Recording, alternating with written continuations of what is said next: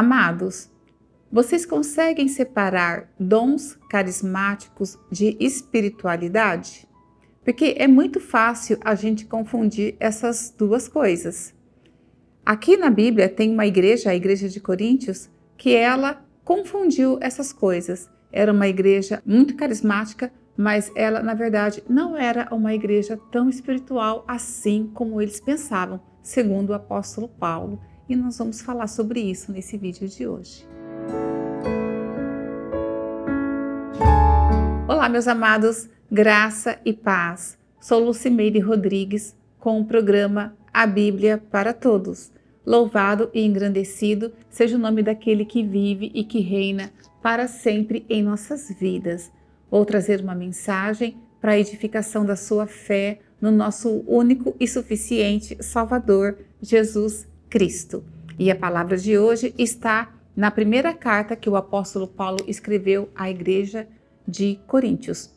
Na verdade, a Bíblia traz duas cartas, primeira e segunda, só que Paulo escreveu 4 cartas aos Coríntios, tá? Então, a primeira carta é a segunda, e a segunda carta é a 4, é a quarta carta. Então, tem 2 cartas perdidas aí, ninguém encontrou, a gente entende que elas existem pelas cartas que estão aqui, que Paulo fala, já foi escrito em cartas, então a gente sabe que houve aí cartas nesse meio tempo entre uma e outra, mas a gente não conhece essas cartas, por enquanto nunca apareceu, né? Quem sabe um dia aparece, talvez seja interessante não aparecer, Deus sabe de todas as coisas, mas nós temos na Bíblia a primeira e a segunda. A carta foi escrita na cidade de Éfeso e ela foi escrita entre 55 e 56, mais ou menos, aí da era cristã. Por que Paulo escreveu a carta aos Coríntios? Porque ele recebeu de Chloe a informação de que estava acontecendo muito problema dentro da igreja de Coríntios. A igreja de Coríntios, embora seja foi uma igreja grande, uma igreja que o apóstolo Paulo teve muito cuidado, amou muito a igreja, amou todas, mas a igreja aos Coríntios, por incrível que pareça, parece que quando dá muito trabalho, parece que você ama até mais, né? É aquela coisa, aquele filho que dá muito trabalho, a gente tem até mais cuidado com ele, porque sabe que, né, aquele amarelo piscante. Era assim a igreja de Coríntios. Então, a igreja de Coríntios foi uma igreja que deu algum trabalho, né? Assim, deu, na verdade, bastante trabalho para o apóstolo Paulo, porque foi uma igreja, os coríntios, eles tinham aquela questão mesmo da filosofia, né? Dos filósofos, grandes filósofos. Era uma igreja que era muito, eles tinham muito apego ao homem, à figura, ao homem. No entanto, que tinha uma certa divisão na igreja de Coríntios. Olha como eles eram apegados à questão humana, a questão de eu sou de Aristóteles, eu sou de Platão, eu sou de Apolo, eles tinham essas questões dentro deles. Na verdade, é difícil você desvincular o que você a vida inteira acreditou para passar para algo completamente diferente. Então, essa transição aí, às vezes, é muito demorada, é muito difícil a pessoa entender tudo, entender tudo que acontece, a diferença entre um e outro, por que agora isso não te faz, não tem sentido você agora venerar, sei lá, Platão, venerar Apolo, não tem sentido mais, agora é Cristo. Então, eles ainda eram apegados a essas questões humanas, né, da representação, a representatividade humana. É tanto que aqui, bem no início da carta de Paulo aos Coríntios, no capítulo 1, no versículo 12, na parte B, Paulo fala assim, ó, eu vou ler a partir do 12, capítulo 1, versículo 12, refiro-me ao fato de cada um de vós dizer, eu sou de Paulo, que seria ele, eu sou de Apolo, que era um outro homem, um outro evangelista, um outro missionário, e eu sou de Cefas, que seria Pedro, eu sou de Cefas, e eu sou de Cristo. E eu vou falar para vocês, esse pessoal que era de Cristo era o pessoal que dava mais trabalho. Porque como Cristo não estava ali, não estava ali em carne e osso, então eles achavam que eles não tinham responsabilidade e não estavam sobre a hierarquia de ninguém. Porque Cristo não está ali, entendeu? Então eles davam muito trabalho, mais até do que os outros. Você vê como a coisa funciona, né? Às vezes o que a gente pensa que vai dar menos trabalho, é o que dá mais trabalho. Então a igreja de Coríntios é uma igreja que tinha muitos dons carismáticos, que a gente chama de manifestações do Espírito Santo. Então era uma igreja que falava muito em línguas, era uma igreja que tinha muita revelação, uma igreja que tinha muita profecia. Eles eram dados muito a isso, mas eram dados de uma forma tão grande, que atrapalhava o culto, virou uma completa bagunça. Então, quando Chloe avisa a Paulo do que estava acontecendo na igreja de Coríntios, Paulo se viu na obrigação de fazer uma exortação. Na verdade, a primeira carta aos Coríntios, é uma carta exortativa. E ela é uma carta que ela fala muito com a gente no dia de hoje, porque hoje a gente vê muitas pessoas atrás dessas coisas, muitas pessoas que preferem igrejas que tem essas revelações, tem essas coisas todas, tem gente que fala que é reteté, né? Sapatinho de fogo, aquela coisa toda.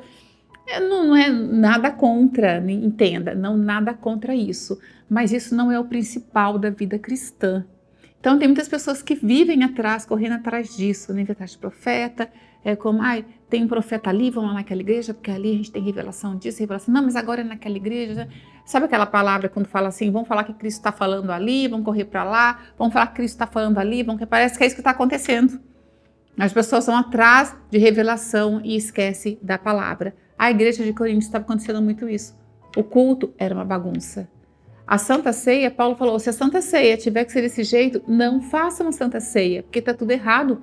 Essa bagunça toda não é uma representação da Santa Ceia. Então, teve aí uns problemas que nós vamos explicar aqui. Eu separei aqui o capítulo 2 para ler para vocês.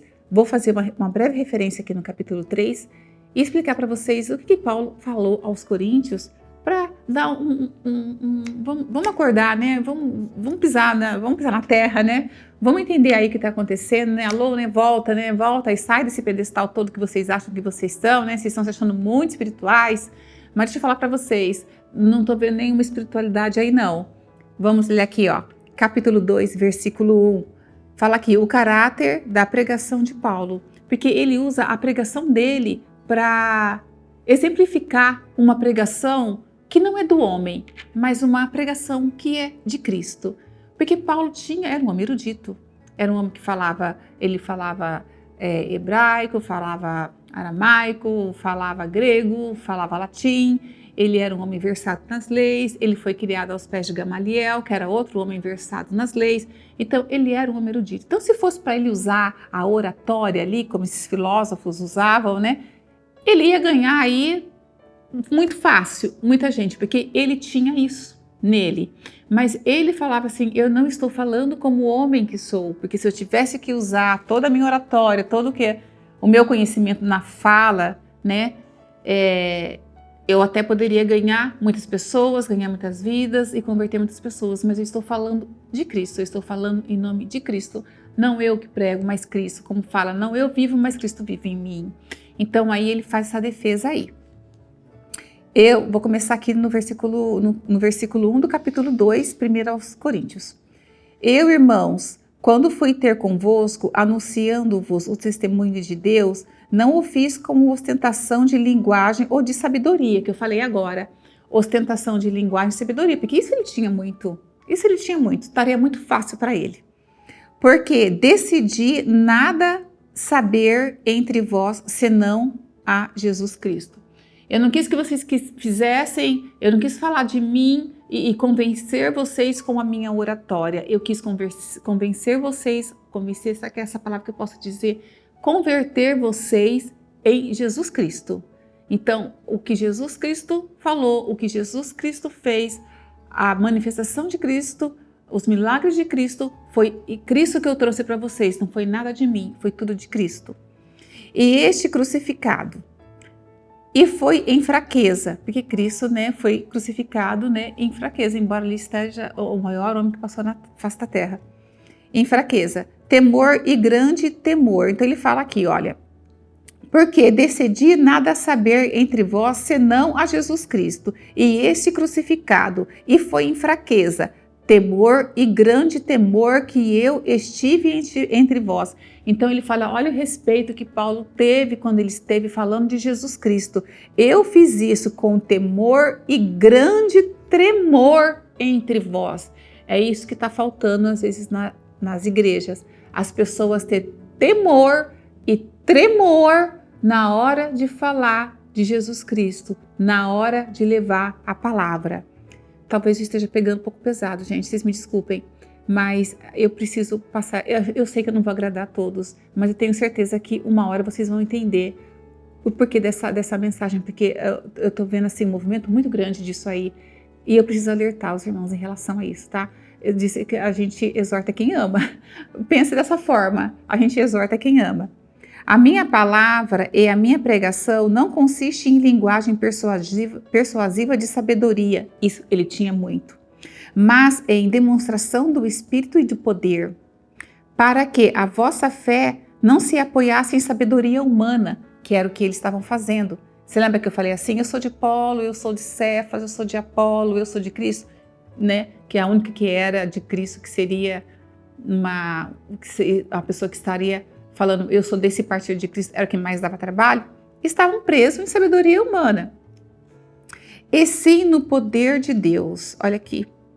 A minha palavra e a minha pregação não consiste em linguagem persuasiva de sabedoria, mas em demonstração do Espírito e de poder, para que a vossa fé não se apoiasse em sabedoria humana, e sim no poder de Deus. Por que Paulo fala não se apoiasse em sabedoria humana? Porque a sabedoria humana, ela é falha. Ela é falha. Tudo quando a gente fala que é em relação ao homem, é falho. Porque o homem é falho. Então não se apoie na sabedoria do homem.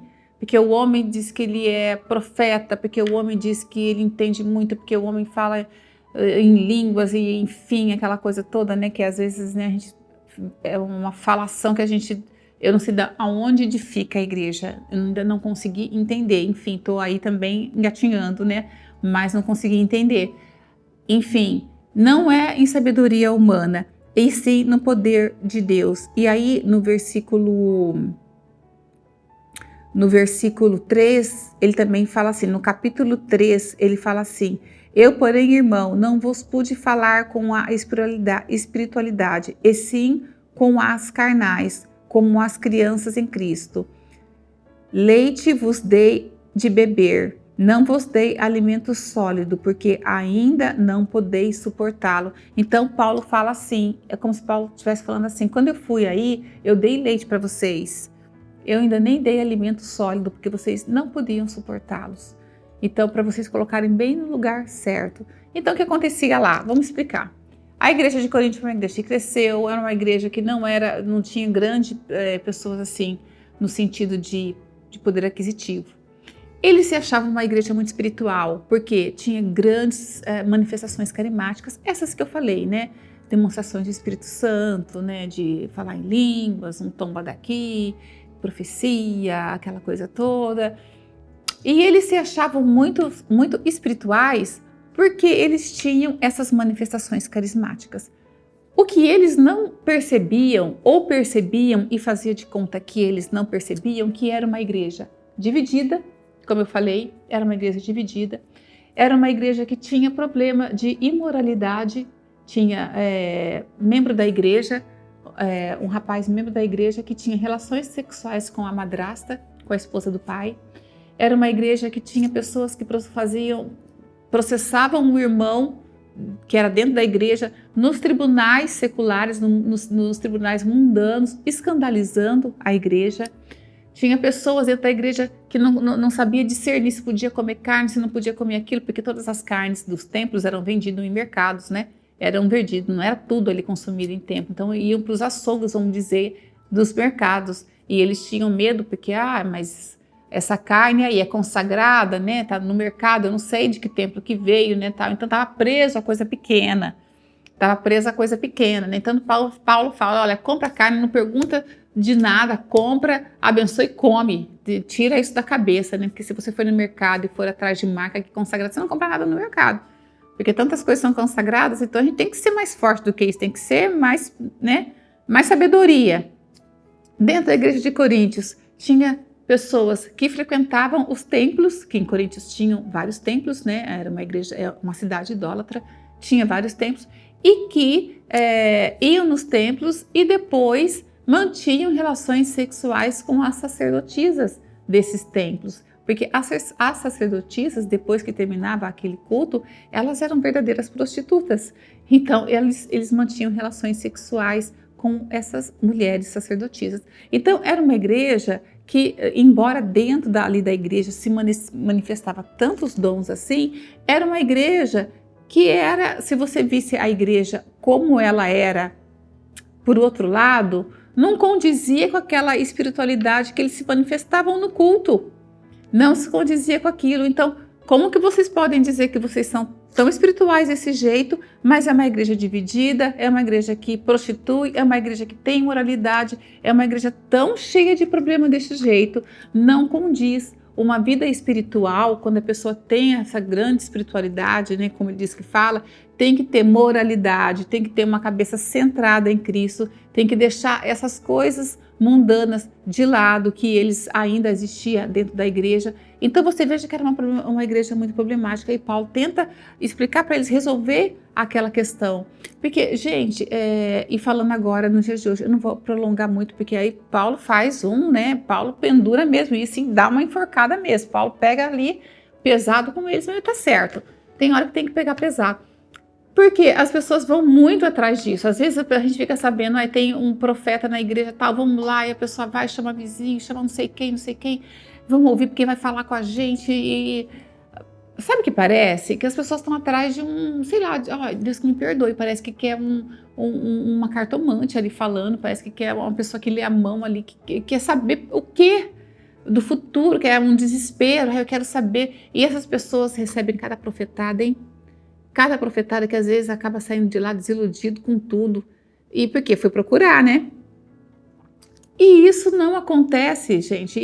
O fato da pessoa ter essas manifestações não quer dizer que ela é tão espiritual. E ao contrário, tem muita gente que tem o Espírito Santo, foi batizada com o Espírito Santo e não manifesta nenhum dom desses. Não manifesta dom de profecia, dom de cura, dom de revelação, tudo. Deus usa cada um de um jeito.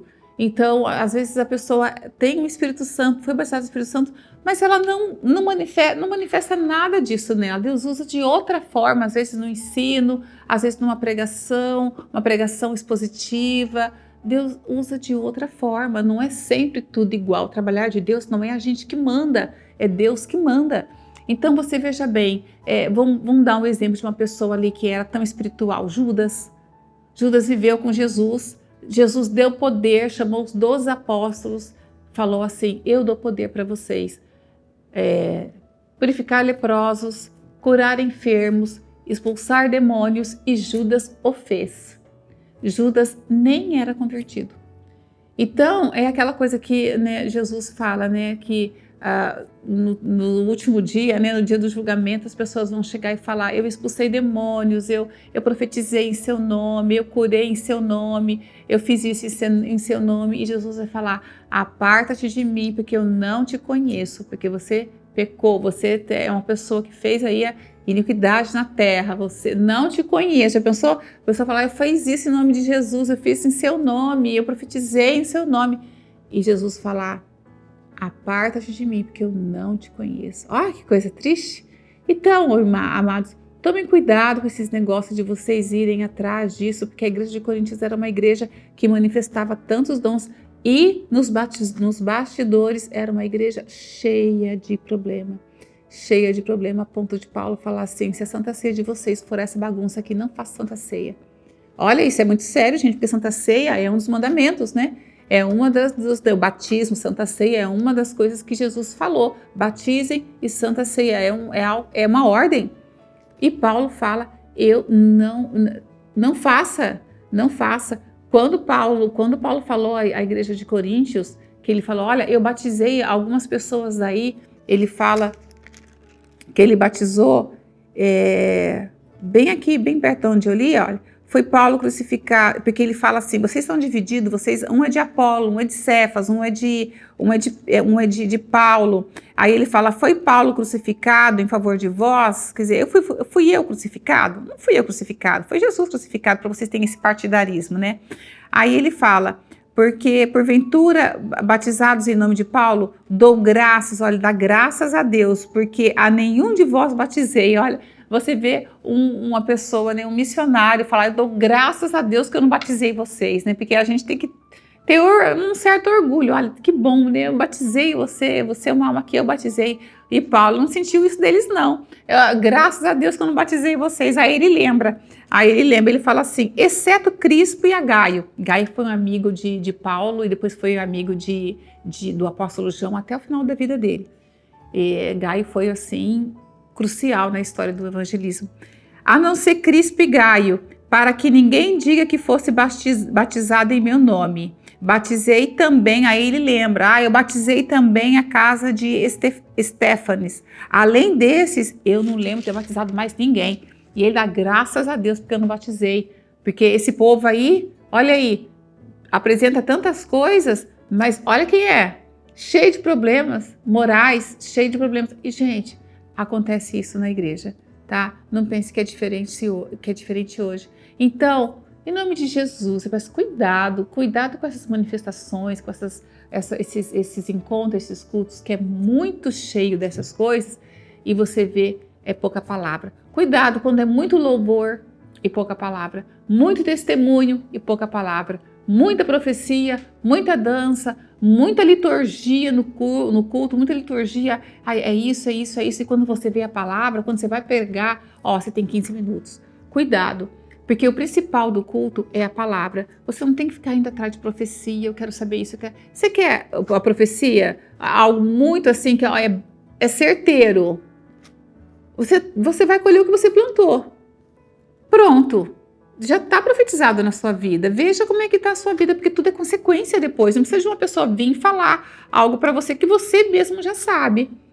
Se você está plantando abacaxi, você vai colher abacaxi.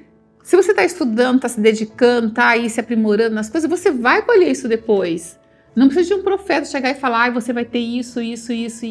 Se você já está na sua vida trabalhando certinho, se dedicando na obra, faz os seus estudos, lê a Bíblia, trabalha direito, é uma pessoa honesta, é uma pessoa que a gente pode confiar, é uma pessoa que está ali no centro de Cristo, você vai colher isso depois. Não precisa de um profeta chegar e falar, você lá na frente você vai ter. Não precisa. Outra coisa, gente, você quer ouvir Deus falar? Leia a Bíblia. Leia a Bíblia. Mas eu quero que Deus fale alto comigo. Leia a Bíblia alto. Porque está tudo aqui as profecias. Você não precisa ter esse desespero atrás de profecias, de querer saber. Olha, eu já vi ministérios sendo derrubados, pessoas saírem da igreja por causa de profecia. E às vezes a pessoa vai lá querer um profeta falar, o profeta não fala com a pessoa sai magoada, tá? Eu não gostei, porque não falou comigo. Olha como é que é a coisa. Então, a pessoa foi atrás de profecia, enquanto a igreja é o lugar de você buscar a Cristo. Não profecia, não esses dons. É lógico, gente, que eu creio nos dons carismáticos, eu creio no poder do Espírito Santo. Eu só não acredito nessas manifestações desesperadas, desenfreadas, onde Cristo não está no centro, onde eu vejo que a palavra foi 10, 5 minutos e o restante foi só bagunça. Só aquela coisa arada toda, e eu chamo de bagunça porque a gente não entende nada. Profetizando, falando em línguas, e a gente fica perdido. A gente quer ouvir a palavra, quer abrir a Bíblia, e a gente tem 5, 10 minutos, acabou. A gente sai tão vazio, tão decepcionado, porque o culto tem que ser cristocêntrico. Quando Cristo está 80% dentro do culto, permaneça nessa igreja, que essa igreja é séria. Quando está 70%, 80% de louvor, testemunho, e isso, não que isso não tenha que entrar no culto, tem que entrar no culto, é importante porque o testemunho edifica a gente, mas dê um tempo, você vai dar um testemunho, olha, 5 minutinhos, por quê? Porque eu tenho que dar a palavra, eu tenho que abrir a Bíblia, eu tenho que ensinar, eu tenho que dar a palavra. O louvor se estender muito tempo de louvor, muito tempo, às vezes começa um louvor, começa uma oração, aí volta o mesmo louvor, às vezes um louvor fica 10, 15 minutos, aí tem outro louvor. Vamos prestar atenção, porque o que tem que aparecer dentro do culto é Cristo. É Cristo. Lógico que o louvor é importante, testemunho é importante, edifica, mas a igreja tem que estar centrada em Cristo. Então, observe essas reuniões, observe essas igrejas, observe. 80% está falando de Cristo, da palavra, permanece. Se você perceber que está muita coisa, tome cuidado com o que você vai ouvir, porque você pode até ouvir uma coisa que você não gosta, e acabar com a sua fé, minar a sua fé em Jesus Cristo por uma coisa que quem foi atrás foi você. Amém? Vamos prestar atenção nisso aí, amados. Em nome de Jesus, Deus abençoe a vida de vocês. Em nome de Jesus.